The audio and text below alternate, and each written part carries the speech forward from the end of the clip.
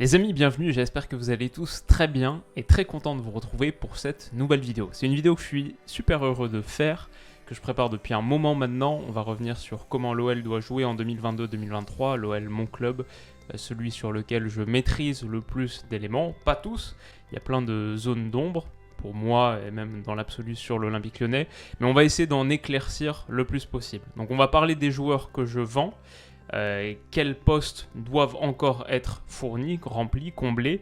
On va avoir une discussion sur le meilleur système. Comment est-ce que cet Olympique Lyonnais doit jouer? Donc là, vous en avez une première version en 4-2-3-1, mais on va parler des différentes possibilités.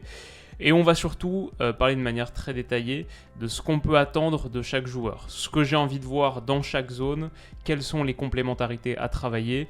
Il y aura du tableau noir, beaucoup de tableaux noirs, quelques petits diagrammes ici et là, et pas mal d'images de match aussi pour vraiment avoir la vidéo la plus fournie possible. Comment l'OL doit jouer en 2022-2023, l'analyse relativement exhaustive. On en a pour un bon moment, donc installez-vous bien et c'est parti. On commence avec les joueurs que j'enlève. Donc on voit qu'il y a 4 cases rouges qui sont prévues à cet effet. Les joueurs que j'enlève, c'est d'abord Léo Dubois, c'est Youssouf Koné, c'est Tino Kadewere et c'est Oussem Aouar. Alors il y en a 3 qui me semblent obéir à la même logique. C'est celle des performances qui sont pas à la hauteur, la qualité est pas à la hauteur. Oussem Aouar, c'est un peu différent. Sur la qualité et sur le niveau plafond, il l'a. Maintenant, est-ce qu'il est en capacité de le montrer match après match à Lyon ? Dans une équipe et dans un club où il a tellement de repères, tellement de confort, et j'ai l'impression plus trop de défis, de challenge. Ça fait 2 saisons que son niveau de rendement est en baisse, que son niveau de performance n'est pas tout à fait satisfaisant. Il ne s'inscrit pas vraiment dans le projet collectif que veut mettre en place cet OL de Peter Bosz. En plus, il est en fin de contrat dans 1 an, donc si tu peux en tirer une somme autour de 15 millions d'euros, peut-être, on parle de l'AS Roma, Séville, Leicester aussi j'ai vu passer. Bon, je pense que c'est l'opportunité d'en tirer quelque chose. Donc voilà pour les joueurs dont on se sépare. Le choix du système ensuite, la deuxième partie de la vidéo. Pour moi, beaucoup de réflexions à construire autour de ça. Mais il y a une évidence, c'est le 4-2-3-1. De mon point de vue, c'est vraiment le système qui s'impose pour plusieurs raisons. Quand tu regardes la constitution de l'effectif, t'as pas vraiment de 6 purs de très grande qualité. Et du coup, pourquoi est-ce que tu ferais un 4-3-3 ? Pour moi, si tu veux faire un 4-3-3, il faut impérativement que là, tu aies une super option. Lyon à Thiago Mendes, c'est pas vraiment le gars que tu coches en premier sur la feuille de match. Il peut sans doute rendre plus de services, peut-être dans ce rôle de défenseur central. Donc voilà, je vois pas pourquoi tu construirais un 4-3-3 en n'ayant pas ce 6 de très grande qualité. 4-2-3-1, la spécificité du 4-2-3-1 parmi d'autres, c'est ok, le tandem du milieu de terrain, ok, tu défends à 4, mais c'est surtout ce rôle de numéro 10. Et Lyon a peut-être 3-10 dans son effectif, Paqueta, Fèvre, Cherki. Donc il y a tellement de joueurs centraux qui peuvent occuper ce rôle que le 4-2-3-1 s'impose assez clairement. Pareil sur les côtés, si tu fais un 4-3-3, il faut avoir des vrais ailiers longs de ligne qui occupent toute la largeur, alors que les joueurs excentrés à Lyon, quand on regarde l'effectif, c'est plus des gars qui rentrent intérieur, qui sont des habitués du demi-espace. On va parler de Tété, on va parler de Toko Ekambi, mais même les gars qui sont derrière. Voilà, Lyon, c'est un effectif qui est construit avec une grosse préférence pour l'axe. Et du coup, j'imagine beaucoup plus un 4-2-3-1 qu'un 4-3-3. Le seul autre système que j'ai envisagé, c'est un 3-4-2-1. Donc, on aurait 3 défenseurs centraux, je le fais rapidement ici, 3 défenseurs centraux, les 2 pistons là, ok. Ensuite, tu as toujours ta paire du milieu de terrain, donc pas de numéro 6, 3-4-2-1, tu as toujours ta paire, 3, donc les pistons qui forment la ligne de 4 ici. Et enfin, 2-1, donc tu gardes ta pointe Lacazette, et tu passes à 2 milieux offensifs centraux qui ont aussi un peu pour vocation d'occuper une partie de la largeur. Tu as un 9 sous 2 10. Déjà, c'est un bon système dans l'absolu, je pense beaucoup plus moderne et utilisable qu'un 4-4 de losange par exemple. Il emploie bien les ressources lyonnaises et je pense aussi que l'idée d'une paire de 10, Paqueta Fèvre par exemple, sous Lacazette, ça peut assez bien marcher. En gros, je me refaisais les anciens systèmes lyonnais, je repensais au 4-4 de losange époque Rémi Garde, où tu avais Gourcuff sous Fekir Lacazette, parfois Fekir sous Lacazette NJ, mais la plupart du temps Gourcuff sous Fekir Lacazette. Et en réalité, même si c'était un trio en 1-2, en réalité, Fekir, donc si ça c'est Lacazette, si ça c'est Fekir et si ça c'est Gourcuff. En réalité, Fekir décrochait beaucoup plus et Lacazette était la pointe et ça donnait plus un triangle en 2-1 qu'en 1-2. Donc ça pourrait être ça, en sachant qu'un 3-4-1-2 est possible aussi. Tu peux très bien mettre Paqueta sous une paire Lacazette-Dembélé, pourquoi pas. Cette fois Lacazette qui serait dans un rôle qui décroche un peu plus, ça fait partie de son jeu aussi.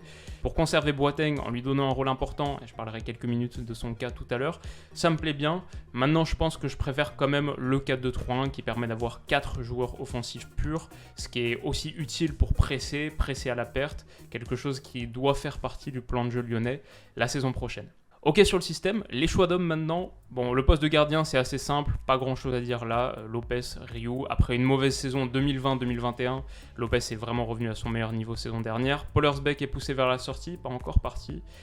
Barcola est parti, Malcolm Barcola est parti. Rémi Ryu, donc 34 ans, est arrivé, peut-être pour encadrer un peu la progression de Kane Bonnevie. 20 ans, qu'on a vu un petit peu sur les premières vidéos d'entraînement du club. Mais voilà, si Lopez est au même niveau que l'an dernier, c'est pas la zone où il y a le plus de choses à dire. Jusque-là, tout va bien. Ça se complique un petit peu sur le secteur défensif. Pour moi, c'est vraiment la zone où il y a le plus d'interrogations. La charnière, on a une chose très bien, c'est Castello Luqueba qui est sorti de nulle part, qui s'est vraiment imposé comme le patron du secteur défensif l'an passé. Très grosse qualité dans la surface, il les a montrés notamment en Europa League, donc à un haut niveau de compétition. Sûrement celui des 4 qui peut le mieux couvrir la profondeur aussi. Des qualités sur coup de pied arrêté, pas mal à l'aise balle au pied, même pas mal à l'aise du tout, de vraies qualités dans ce registre. Un défenseur central gaucher, quand t'en as un, tu t'y accroches, surtout quand il est formé chez toi, surtout quand il a montré autant de choses à seulement 19 ans. Bref, Luqueba, c'est absolument l'incontestable, et c'est pas la vraie question. La vraie question, c'est qui est-ce que tu mets à côté de lui. Bon, beaucoup d'options, 3 options, Boateng, Mendes, Diomandé. On peut mettre Thiago Mendes, qui a fait 6-7 matchs là en fin de saison, pas les tout derniers matchs, mais sur le deuxième tiers de la saison à peu près.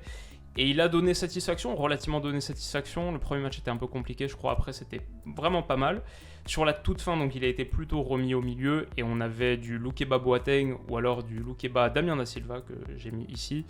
C'est une vraie option, Luqueba Mendes. Peut-être que c'est la meilleure.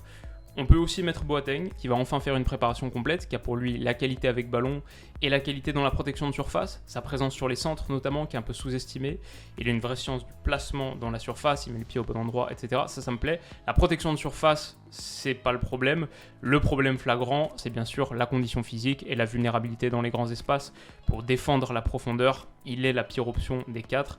Maintenant qu'on a dit tout ça, est-ce que cet OL qui a besoin de leader, qui a besoin d'une mentalité élite, peut se passer d'une légende comme Boateng? Mais est-ce que Boateng a cette mentalité? C'est aussi une autre question.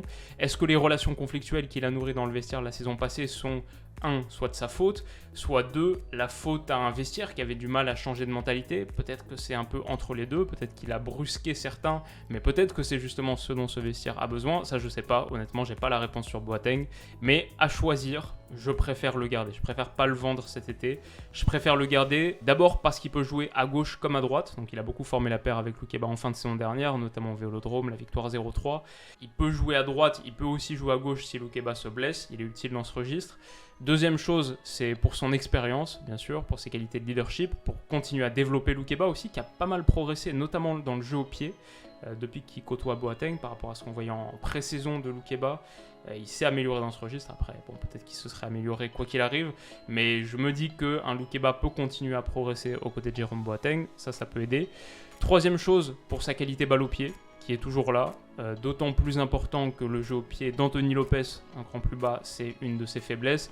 Donc avec Luqueba qui est pas mal dans ce registre aussi, si tu peux avoir une paire qui est confortable, balle au pied, jeu long, jeu mi-long, trouver des espaces, voilà, ça peut être utile et on sait que Boateng est très bon dans ce registre. Enfin, je garde aussi Boateng parce que si tu défends à 3 centraux, là il devient une évidence. Là c'est Luqueba, Mendes, Boateng par exemple, même si on va parler un petit peu plus de Diomandé. Voilà, il peut être très utile là aussi, et c'est pas du tout impossible que l'OL passe à 3 derrière. Donc, on n'a pas encore parlé de Diomandé, mais secrètement, moi je rêve de voir une paire Luqueba-Diomandé. Diomandé qui est encore très jeune, 20-21 ans, quelque chose comme ça. Je crois qu'on n'a jamais vu Luqueba-Diomandé ensemble. L'éclosion de Luqueba, ça correspond aussi au moment où Diomandé se blesse. On va voir dans quel état il revient de son opération. Je crois qu'il a réintégré le groupe, là, il a participé aux premiers entraînements, il me semble avoir vu sur les vidéos. Est-ce qu'il va faire une bonne préparation, etc. En tout cas, il devrait avoir du temps pour se remettre au niveau physiquement. Il y a aussi Damien Da Silva, dont on n'a pas parlé tout à l'heure. Pour moi, c'est la moins bonne option. Je le vends pas parce que peut-être qu'un des autres va être vendu, peut-être Boateng, à voir. Je le vends pas, mais pour moi, il doit plutôt être le 5e central. La mentalité, j'ai pas grand-chose à redire, mais les performances, c'était les pires de toutes, je pense. Honnêtement, c'est peut-être le chantier majeur de Lyon. Genre, il y a tellement de choses qui se jouent ici, surtout quand on sait à quel point le reste du 11 penche vers l'avant. On va en parler tout à l'heure. Le reste du 11 penche beaucoup vers l'avant. Il faut une grosse stabilité ici, une grosse solidité.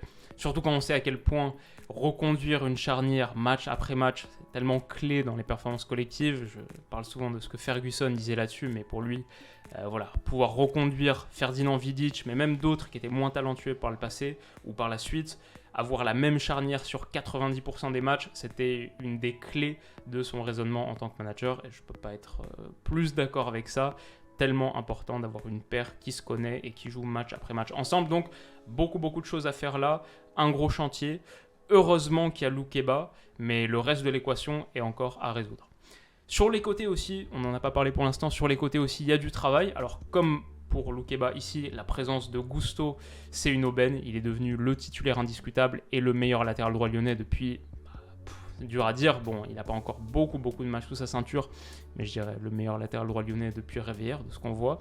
Il a encore beaucoup d'axes de progression, mais un gars qui vient d'avoir 19 ans, il les a eu en mai je crois, forcément son avenir est radieux.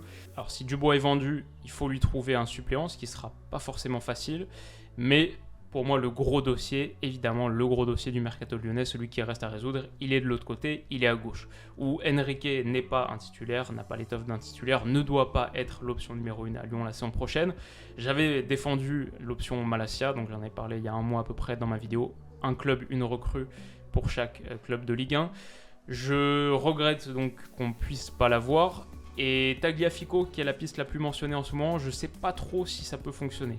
En fait, à la fois Lyon a besoin de solidité défensive, plutôt le registre de Tagliafico, à la fois pour animer ses côtés, l'apport d'un latéral est tellement crucial, surtout si tu joues en 4-2-3-1. Si tu joues à 3 derrière avec un gars en piston aussi, il faut quelqu'un qui a de grosses qualités de projection, donc qui peut apporter beaucoup sur la phase avec ballon. Donc Tagliafico, je sais pas, parce qu'il y a un énorme besoin d'apport sur les côtés, d'apport offensif. J'ai peur que si ton latéral gauche n'a pas l'apport offensif d'un Gusto de l'autre côté, s'il n'est pas le pendant d'un Gusto de l'autre côté, ou n'a pas l'apport offensif de ce qui était pisté chez Malacia par exemple, j'ai peur que ton jeu penche significativement à droite, que cette zone soit un peu plus désertée, un peu comme ce qu'on avait à une époque de l'autre côté, parce qu'on avait Ferland Mendy, Memphis ici, ça penchait beaucoup à gauche.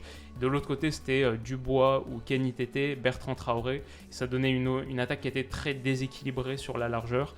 Voilà, c'est ça qui me fait dire que avoir un symétrique à Gusto entre guillemets, ce serait pour moi plutôt la bonne option.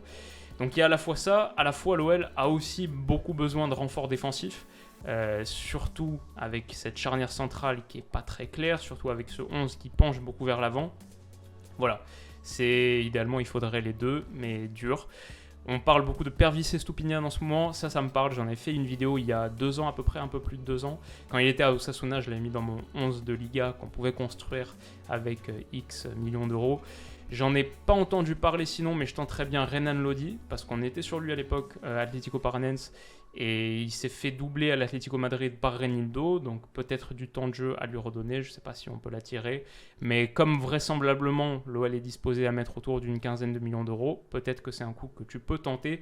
Quoi qu'il en soit, il va falloir faire une grosse recrue ici, c'est le gros chantier du mercato. Alors, on passe à l'entrejeu ensuite, la paire du milieu de terrain, le tandem de ce 4-2-3-1, une zone absolument cruciale. J'ai mis Cacré Tolisso devant Le Penant Adélaïde, ça me semble assez net, je pense qu'il y a une hiérarchie qui se dessine assez clairement. Comme on l'a dit, pas de 6 pur, donc ce tandem va être fondamental, va devoir couvrir une énorme zone, mais c'est peut-être les deux gars qui sont le plus en capacité de le faire. Donc Cacré Tolisso sur l'expérience déjà par rapport à Le Penant ont un gros avantage, et sur le volume défensif et peut-être aussi la mentalité, cette capacité à répéter les efforts notamment sur la phase sans ballon, peut-être plus d'implication au service du collectif, etc. Par rapport à Jeffrey Adélaïde, c'est aussi au-dessus. Pour Jeff, le problème, c'est qu'il est peut-être un de ceux qui souffrent le plus d'un système en 4-2-3-1. Je pense que lui, c'est plus un profil 8 dans un 4-3-3, milieu relayeur un peu plus porté vers l'avant, qui a une capacité à répéter les courses et à se projeter beaucoup, mais plus sur la phase avec ballon que sans. De ce qu'on a vu, maintenant ça fait longtemps qu'on ne l'a pas vu, et c'est aussi un point d'interrogation, c'est aussi pour ça que la paire Cacré-Tolisso est aussi évidente. Beaucoup de choses vont dépendre de Maxence Cacré, parce que son apport, parce que sa qualité, mais lui c'est un peu plus une des garanties. Disons que si lui échoue, Lyon va être en grande difficulté, mais c'est celui où on se dit qu'il a le plus de chances de réussir. Lui reste sur un très bon exercice et va continuer à progresser. Donc Cacré, on va pas y passer trop de temps, on va dire que c'est une des garanties. Et donc beaucoup de choses vont dépendre de son compère Corentin Tolisso, et là c'est plus le facteur X. Physiquement, est-ce que son corps va tenir? Corentin Tolisso, il est absolument crucial parce que personne n'a son profil de joueur aussi performant dans les deux phases du jeu. Je pense que sur la phase défensive, Cacré, ok. Sur la phase offensive, c'est un peu moins ça. Avec ballon, c'est un peu moins ça, même s'il a des qualités de projection aussi. Pour finir dans le dernier tiers, par exemple, ça n'a rien à voir avec ce que Tolisso peut faire. Il est ce joueur biphase, il est ce joueur omnidirectionnel aussi qui couvre énormément d'espace, qui couvre la largeur aussi. C'était un ancien latéral gauche au départ quand il commençait à Lyon. Bien sûr, on ne devrait pas le retrouver, j'espère pas, dans ce rôle. Mais tout ça pour dire qu'il a la qualité pour couvrir les flancs aussi. Sans ballon, son volume est clé. Il peut se déporter sur le côté. Donc, j'ai énormément accroché à l'idée qu'il a développée en conférence de presse par rapport à la mentalité, à quel point il est important. Énormément accroché à l'idée selon laquelle le recul en gros qu'il avait pris sur l'OL de son époque, qui était fort contre les gros, faible contre les petits, etc. Comment son passage au Bayern l'a transformé mentalement par rapport à ça. S'il prend la parole, s'il diffuse son expérience, il sera un joueur absolument clé du 11 et je suis très content qu'il soit de retour. Maintenant, ça va reposer énormément sur le fait que le corps tienne. C'est impossible d'être un leader et d'impacter la mentalité d'un vestiaire si 3/4 du temps t'es pas sur la feuille de match, ça semble assez évident. Donc facteur X, mais si Lyon a un Tolisso qui joue 90% des matchs saison prochaine, si ce duo joue ensemble 80% des matchs de la saison prochaine, c'est dur de pas imaginer l'OL être très performant et faire une belle saison. Donc voilà, ensuite à voir ce que peuvent apporter Le Penant et Adélaïde, ça peut être les belles surprises, dans deux rôles très différents, mais tous les deux ont beaucoup de choses à prouver. Il y a Thiago Mendes aussi, qui peut rendre des services aussi dans une paire, même si idéalement je pense que ses plus grands services seront à rendre au niveau de la charnière centrale. Et il y a deux joueurs du centre de formation qui intègrent le groupe pro et qui peut-être auront quelques minutes, donc Florent Da Silva et Mohamed El Arouche. Peut-être qu'à eux deux, ils peuvent gratter 500, 600 minutes, à voir. Mais voilà, l'OL est relativement bien fourni dans ce secteur. Si tu pars sur une base 4-2-3-1, si Tolisso peut faire 90% des matchs, voilà, j'ai hâte de voir ce que cette paire peut donner, à quel point elle peut être complémentaire, couvrir beaucoup de terrain et devenir le moteur de ce 11.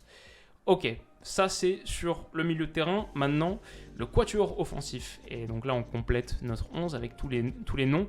C'est là que les choses deviennent vraiment intéressantes parce qu'avec l'arrivée de Lacazette, qui est un neuf qui participe énormément au jeu, il faut vraiment réfléchir à ce quatuor comme étant une unité, comme étant un organisme interconnecté qui doit apprendre à fonctionner ensemble. D'autant plus que c'est quasiment que des joueurs centraux, c'est quasiment que des joueurs de densité qui demandent le ballon dans les pieds, pas trop dans la profondeur. Sur la question de la largeur aussi, il y a des chances que ça reste assez dense et compact avec peu de distance dans le quatuor. Peut-être que c'est un petit peu moins vrai pour Toko Ekambi, qui est peut-être le joueur le plus extérieur des quatre, et aussi un de ceux qui peut demander davantage dans la profondeur, faire des appels dans le dos de la ligne. Mais voilà, ça reste quand même un ailier de demi-espace, un gars qui aime bien repiquer sur son pied droit, et naturellement il va quand même faire plus d'appels en direction du ballon que dans la profondeur. Si on fait la répartition, très grossièrement, mais si on fait la répartition joueur qui demande dans les pieds versus joueur qui demande dans la profondeur, je pense que Tété par exemple, pour 100 ballons, il y en a 80 qui sont demandés dans les pieds et 20 dans la profondeur. Paqueta, je dirais à peu près pareil. Fèvre, je dirais à peu près pareil. Toko, peut-être que c'est 60-40, donc c'est plus réparti. Mais quand même, il aime bien l'avoir dans les pieds. Cherki, c'est assez clair, c'est 100-0, c'est pas du tout un joueur de profondeur. Bradley Barcola, attention, on l'a pas beaucoup vu, mais de ce qu'on a vu, je dirais 50-50.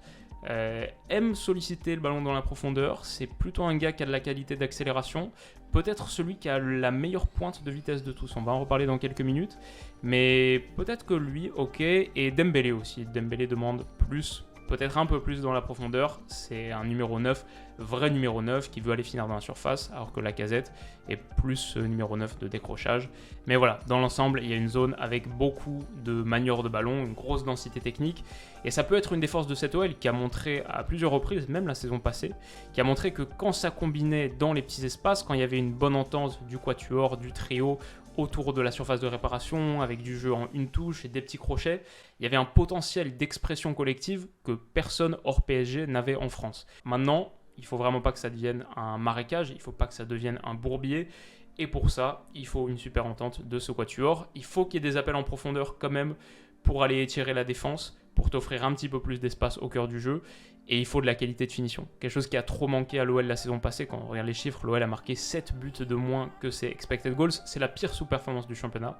Parce que dans la zone de vérité, il n'y avait pas assez de qualité. C'est pour ça notamment que ça me dérange moins de me séparer d'Aouar, qui n'est pas un excellent finisseur. L'OL, comme toutes les équipes de tous les championnats, mais a fortiori quand tu regardes les chiffres de la saison passée, l'OL va avoir besoin de progresser dans cette partie du jeu. Donc voilà en gros pour le quatuor, cette zone qui est tellement clé dans le 4-2-3-1 lyonnais, la possibilité de combiner dans les petits espaces, l'entente qui va devoir être nouée, ok, sur la dimension collective, je pense que c'est assez clair. Maintenant, le choix des hommes. Pourquoi est-ce qu'on a choisi Ségala titulaire, les autres remplaçants ? On peut discuter un petit peu de tout le monde et peut-être que le premier point à mentionner, c'est la présence ici de Lucas Paqueta. Je crois qu'il y a beaucoup de choses à dire et j'entends dire plein de choses différentes à gauche, à droite. Je crois que même la communauté lyonnaise est assez divisée là-dessus. Pour moi, je le garde pour plusieurs raisons. La première raison pour moi, elle est assez claire, c'est le niveau plafond. Donc quand un gars t'a montré qu'il pouvait avoir ce niveau, et sur un certain laps de temps, ok, pas sur une saison entière, mais pas sur 45 minutes ou sur 2 matchs ou 3 non plus. Il y a vraiment eu 3 mois consécutifs où il était le meilleur joueur de Ligue 1. Il était le meilleur joueur du championnat, absolument injouable. Pas pour le dédouaner de tout ce qui a suivi ensuite, de la baisse de niveau, peut-être la baisse d'implication. Je crois que le départ de Bruno Guimaraes a fait un peu de mal aussi, mais c'est pas une excuse. Il y a clairement eu une baisse de régime, mais quand un gars t'a montré qu'il pouvait atteindre ces hauteurs-là dans un rôle qui est tellement important à Lyon, dans une position qui est tellement fondamentale dans ce 4-2-3-1, pour moi, ça c'est déjà un énorme argument. Donc ça c'est la première chose. Deuxième raison, je le garde aussi parce que dans une équipe qui va être jugée cette saison sur sa capacité à enfin implémenter les principes de Peter Bosz, Paqueta c'est pas un des meilleurs presseurs de Lyon, c'est un des meilleurs offensifs presseurs du continent. Quel joueur offensif presse plus haut et plus fort, avec plus de qualité défensive, une meilleure technique défensive que Lucas Paqueta? Il y a une infinité de clips pour le prouver, et j'ai l'impression que ça a été un peu oublié par-ci par-là sur sa mauvaise passe en seconde partie de saison, mais la capacité à répéter les efforts, son volume de course de harcèlement, le tout, comme on l'a dit, avec une bonne technique défensive pour gratter des ballons sans faire faute, à Lyon pour l'instant, il y a lui et Cacré, et dans cette zone avancée, dans cette position haute, il y a lui, c'est tout. Enfin, dernier argument, c'est que même si c'est pas sa position préférentielle, il a quand même rendu de bons services quand il était aligné dans un rôle de faux neuf. Tu peux sans doute le faire jouer à droite aussi, avec son pied gauche. Sa polyvalence, c'est un atout.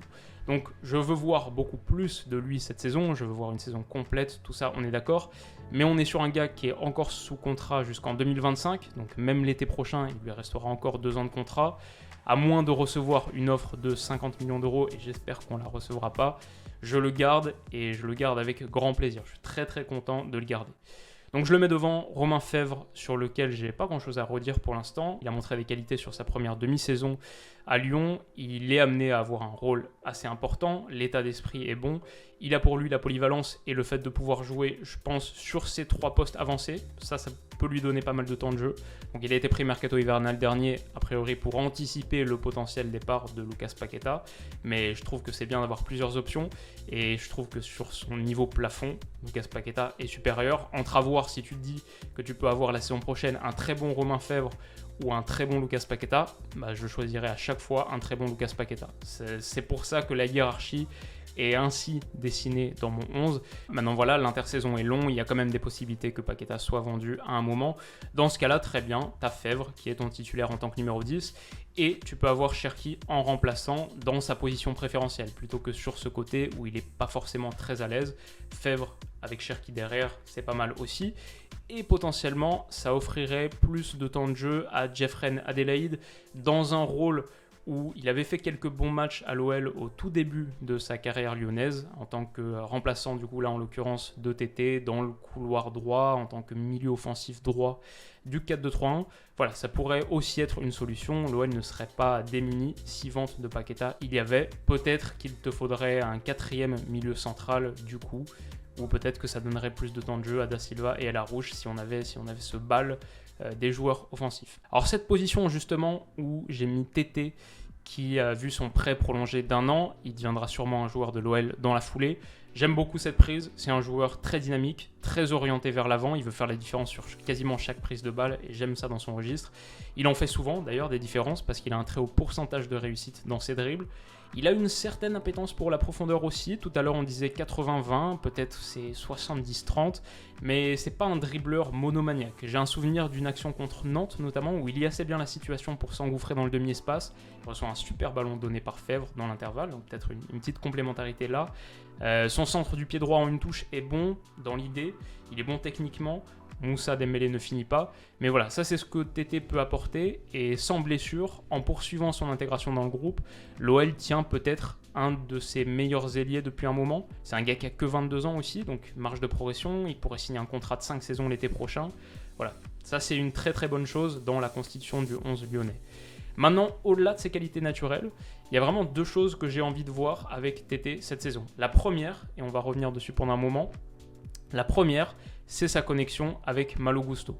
Je pense que c'est un bel axe de développement pour l'OL. Les deux partent incontestablement titulaires, donc il y a une base avec laquelle travailler. Si tout va bien, les deux seront lyonnais pendant encore quelques temps. Et ils ont tous les deux beaucoup de qualité balle au pied dans des registres différents. C'est ça qui m'intéresse. TT, c'est plus pour aller prendre à l'intérieur et amener de la densité dans l'axe. Gusto, c'est plus pour demander dans la profondeur et longue ligne. Les deux sont très jeunes, mais les deux doivent commencer à créer une connexion forte, à se parler sur et en dehors du terrain, à construire une affinité. Il y a beaucoup de choses à gagner pour Lyon dans une bonne entente de cette paire. C'est vraiment quelque chose que j'ai envie de voir développer. Deuxième point, deuxième interrogation, est-ce qu'il peut presser ? Est-ce qu'il peut être ce joueur qui participe à la pression, qui l'impulse sur certaines phases ? Et ça, je ne sais pas trop. Je dirais qu'il a la mobilité pour, il a le dynamisme pour. Je pense aussi qu'il a la mentalité pour. J'ai vu une action contre Bordeaux notamment qui m'a plu dans ce registre, où il montre toute cette motricité, toute cette envie. Maintenant, les questions, c'est peut-être est-ce qu'il a la caisse pour ? Est-ce qu'il a l'énergie, l'endurance ? Ça, je ne sais pas trop encore. Et est-ce qu'il est assez bien fibré tactiquement pour presser ? C'est quelque chose qui s'apprend, ça demande une compréhension du jeu. Là, j'ai l'impression qu'il a déjà de bonnes bases quand on regarde la philosophie qu'avait le Shakhtar. Quand on regarde les images de cette époque, on voit un défenseur assez agressif quand le ballon va dans sa zone, assez déterminé, toujours très vif, ça comme on l'a dit. Donc, est-ce qu'il peut presser ? Je dirais plutôt oui. Si l'équipe presse, en tout cas, lui ne sera pas le maillon faible. Je ne sais pas s'il peut l'impulser, s'il peut être un leader de cette pression. Mais voilà, beaucoup de choses vont dépendre de ça aussi. Alors sous TT, ensuite, j'ai mis Ryan Cherki. Quelques mots sur Ryan Cherki. Je pense qu'il est plutôt fait pour l'axe. Idéalement, il serait plutôt dans cette zone, mais il n'a pas vraiment le luxe de choisir.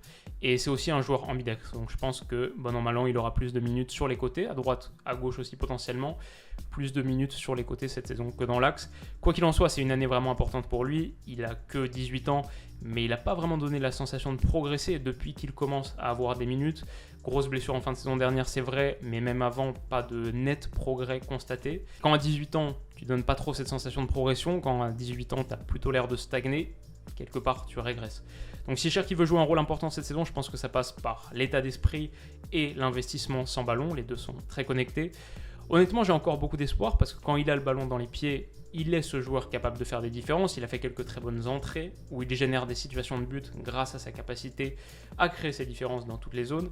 Mais il a peut-être besoin que quelqu'un le prenne sous son aile et lui fasse passer un cap, mentalité, maturité tactique, envie de se faire mal, de répéter les courses, goût pour l'effort, etc. Voilà, je l'ai souligné, j'espère que Lacazette peut être ce gars. On a vu sur les premières vidéos d'entraînement une petite affinité se créer entre les deux. Peut-être que sa progression passe par là. De l'autre côté maintenant, côté gauche, très intéressant aussi. Toko Ekambi, pas très fan de sa brouille avec les supporters en fin de saison, pas fan de comment ça a fini. Pourtant, sur le terrain, c'est dur d'être foncièrement insatisfait de son rendement. 12 buts, 5 passes, il envoie son pays à la Coupe du Monde. C'est un 7 sur 10 solide quasiment à tous les matchs. Il te fournit cette production régulière. Comme on l'a dit, son profil technique est un petit peu différent aussi. Il t'apporte un peu plus de largeur, un peu plus de profondeur. C'est important. Voilà, dans l'ensemble, l'OL a besoin, pour être performant, l'OL a besoin d'un bon Toko Ekambi, et Toko Ekambi est souvent bon. Il est rarement très bon, il est rarement 9 ou 10 sur 10, mais un gars qui te donne 7 sur 10 match après match, ça a de la valeur. Et alors derrière lui, je mets Bradley Barcola, je suis content d'avoir l'opportunité d'en parler. J'ai bien aimé ses entrées, encore tendre sur certains points, peut-être besoin de se remplir un peu physiquement, mais bien aimé ses entrées en fin de saison dernière. Une situation par exemple qui m'a beaucoup plu sur son match contre Clermont, il jouait dans cette position de demi-espace gauche, il sort au pressing avec beaucoup d'énergie, beaucoup d'envie, intercepte la passe de Zedatka, derrière lancé, va tenter et réussir un grand pont extérieur du pied droit et s'offre un ballon donc très intéressant en pleine surface, qui ne négocie pas le mieux du monde, tente un centre pied droit au second, alors qu'il y a peut-être plutôt un petit ballon à mettre pied gauche pour avoir au premier poteau, donc on voit qu'il est très droitier, pareil sur le fait de tenter le grand pont avec son pied droit, mais j'ai bien aimé l'envie d'aller presser, j'ai bien aimé la qualité technique qu'il a montré pour attaquer le dernier tiers. À nouveau ici, une situation contre Clermont dans le même match où il était titularisé. Il montre qu'il peut prendre la profondeur. Et il est peut-être le joueur des 8 du secteur offensif qui a la plus grosse pointe de vitesse. Plutôt une bonne qualité de centre aussi. Voilà, avec Barcola, forcément, on raisonne sur pas beaucoup de minutes. Un peu moins de 300 la saison dernière en Ligue 1. Mais il a participé à 8 des 9 dernières rencontres, dont 2 titularisations sur les 8. Une au Vélodrome, une à Clermont. Peter Bosz a dit qu'il était très satisfait de ses entrées, qu'il compte sur lui. C'est un gars qui a plutôt tapé dans son œil. Donc il peut jouer aile droite comme aile gauche, mais comme on a pas mal de gauchers, Paqueta, Tété, Fèvre, Cherki qui est ambidextre, je pense qu'il a plus de chances comme suppléant de Toko Ekambi. J'ai bien aimé ce qu'il a montré contre Clermont. Voilà, Bradley Barcola, j'ai envie de dire que c'est mon petit pari de la saison à Lyon. On n'en parle quasiment pas. Il est sur les radars de personne. Il est coté à peine 1 million d'euros sur Transfermarkt. Mais si je devais parier, je pense qu'on va le voir jouer autour de 1000 minutes, peut-être un peu plus, 1200, 1300 minutes. Et qu'à 19 ans seulement, il va vivre une belle saison d'éclosion. C'est ce que j'espère en tout cas. Et voilà, c'est mon petit pari de la saison. Enfin, on finit par l'axe, la pointe, là où sont concentrés beaucoup d'espoir. J'en ai fait une vidéo réaction il y a quelques temps, donc n'hésitez pas à aller la voir pour plus de détails. Mais en gros, Alexandre Lacazette, pour moi, c'est évidemment un très bon coup sur la qualité technique, sur ce qu'il signifie, sur l'expérience qu'il amène et sur l'identité que cette équipe a besoin de se créer. Il faut des leaders, il faut des battants et il faut un capitaine qui montre l'exemple. Alors ce qui est intéressant, c'est que je me souviens, sur son dernier passage à Lyon, je me souviens d'un joueur à très gros caractère. Donc c'était bien dans un certain sens, mais attention parce qu'il n'hésitait pas non plus à manifester son insatisfaction avec des bras levés, des gestes d'agacement très visibles quand il n'était pas servi, très expressif et très râleur sur le terrain. Ça m'avait marqué. Donc ce gars qui doit devenir le leader de l'OL, qui doit devenir le capitaine de la mentalité lyonnaise, et sans doute le capitaine tout court, qui doit réussir à entraîner ses coéquipiers dans le bon sens, il doit le faire, je pense, avec un peu plus de sérénité que ce qu'il avait sur son dernier passage lyonnais. Il doit devenir le leader incontesté et quelque part aimé. Maintenant, il y a aussi bien sûr sa production sur le terrain, à quel niveau est-ce qu'on le retrouve. Reste à voir aussi son entente avec ses collègues offensifs, mais le fait qu'il soit arrivé tôt par rapport à ça, c'est une très bonne chose. Il va y avoir du temps pour commencer à générer de l'entente. Est-ce qu'il peut presser aussi ? Ça, c'est la grande question, peut-être. Est-ce qu'il est ce joueur qui est en capacité de répéter les efforts ? Parce que être le leader de la mentalité, ça veut dire inspiré par l'exemple, et ça veut dire dans ce système et dans la philosophie de jeu lyonnaise sous Peter Bosz, ça veut dire être en capacité de presser. C'est la grande question. Il faut qu'il ait la caisse pour. Sur la mentalité, je ne doute pas qu'il aura l'envie de le faire. C'est le fait de revenir comme ça à Lyon et avec un cahier des charges très clair, inspiré, et être le capitaine de cette mentalité, forcément, tu dois montrer par l'exemple. Est-ce qu'il aura l'énergie pour ? Je l'espère, et beaucoup de choses vont dépendre de ça. Donc voilà pour Lacazette, et le dernier joueur qu'on n'a pas encore mentionné, c'est sous lui Moussa Dembélé. Je compte également sur lui. Il a fini la saison très fort en marquant dans quasiment tous les matchs. Il a 17 buts sur la phase retour du championnat. Il a un but très important contre Porto au match retour. Sa production parle pour lui. C'est son année la plus prolifique en Ligue 1. Maintenant, je dirais que je ne suis pas forcément convaincu de son implication collective. C'est un 9 très égoïste. Il faut l'être dans une certaine mesure. Mais je ne suis pas certain qu'il soit très concerné par le sort de l'équipe. Lyon finit 8ème, typiquement. C'est la pire saison lyonnaise depuis un quart de siècle. Je suis pas certain que ça l'affecte particulièrement. Je pense que lui se dit qu'il a peut-être fait un procès d'intention, peut-être que je suis injuste et je théorise, mais je me dis que lui se dit que ça a été une bonne saison la saison passée parce qu'il a battu son record de buts en Ligue 1, parce qu'il sort d'une bonne performance individuelle, parce qu'il a bien fini l'exercice, et c'est peut-être pas ça qu'il nous faut, c'est peut-être c'est normal d'être concerné par sa carrière, voilà, il est certainement pas le seul à penser comme ça, je comprends, on peut pas lui reprocher grand-chose sur sa production en plus, mais ce club a besoin de passer un cap significatif sur sa mentalité. Pour ça, je pense qu'il faut des gars qui souffrent profondément quand tu perds. Pas des gars qui ne vont pas chercher leur ballon quand il reste 10 minutes à jouer et 2 buts à remonter. Voilà, c'est un exemple parmi d'autres, mais j'ai envie de plus de qualité mentale et peut-être qu'il peut la développer sur cette saison. Je le vends pas non plus, bien sûr, parce qu'il aura clairement un rôle à jouer. Lacazette peut se blesser, c'est sûr. L'OL peut jouer à 2 devant dans un système en 3-4-1-2, comme on l'évoquait. Il peut peut-être développer une belle complémentarité technique avec Alexandre Lacazette. Un pour décrocher, Alex. Un pour prendre la profondeur, Moussa. De toute manière, il veut a priori pas être transféré cet été pour pouvoir partir libre l'été prochain, fin de contrat l'été prochain. Donc quoi qu'il en soit, ce sera difficile de le vendre. Et dans ce cas, s'il veut partir libre l'été pro, il doit forcément faire une très bonne saison pour attirer un gros club. Ses motivations individuelles peuvent s'aligner avec ce que veut faire le club, même si je préfère poursuivre Lacazette en tant que titulaire. Et donc voilà, grosso modo pour ce 11, je crois qu'on a passé quasiment tout le monde en revue. Et j'ai envie de dire qu'honnêtement, sur le papier, c'est sans doute le meilleur OL de ces dernières années. Cacré avec plus d'expérience, la connexion Cacré-Tolisso, Gusto avec encore plus d'expérience.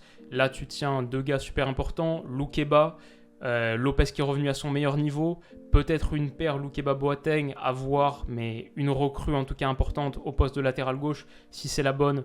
Tu peux avoir enfin peut-être une ligne de 4 qui ressemble à quelque chose. Tu as ton meilleur latéral droit depuis plusieurs années. Bon, ça fait kiffer aussi le côté centre de formation, donc Lacazette, Tolisso, Cacré, Gusto, Lopez, Loukeba, ça fait déjà 6. Tu peux ajouter Barcola, Cherki qui auront peut-être du temps de jeu, Diomandé. Voilà, c'est un Noël qui a vraiment cette identité lyonnaise, ça fait plaisir. On peut ajouter aussi Da Silva et la Rouge s'ils ont des minutes. La connexion Lacazette-Tolisso, tu fais revenir des joueurs à forte expérience. Si Boateng fait une bonne saison, tu as un leader par ligne avec beaucoup de vécu, une expérience des grands championnats européens, des grands clubs. Ouais, j'ai envie de dire que ça peut ressembler à quelque chose si Paqueta retrouve son meilleur niveau. Beaucoup de conditionnels, bien sûr, comme à chaque fois, sur chaque début de saison. Sur le papier, tout est toujours plus beau qu'en réalité.